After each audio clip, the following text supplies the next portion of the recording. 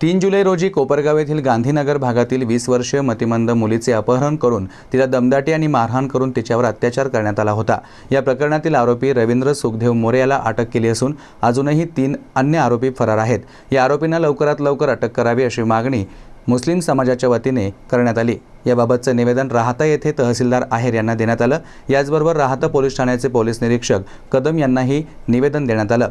यावेळी मुस्लिम समाजातील शाहरुख बागवान, युनुस शेख, सद्दाम शेख, अनवर शेख, मुस्ताक शेख, तन्वीर शेख, नासिर शेख, तन्वीर कुरेशी, गिरीश वाबळे, शेखर जमधडे, अक्षय वाघ, इरफान शेख तसेच SRK ग्रुपचे पदाधिकारी उपस्थित होते।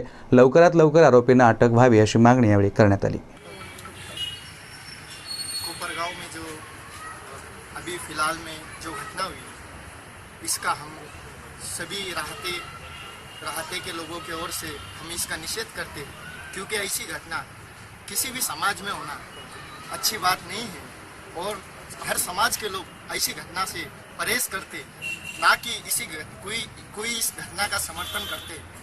और हम और हमारे साथी शाहरुख बागवान और गांव में के तमाम साथी हम यहाँ पुलिस स्टेशन में और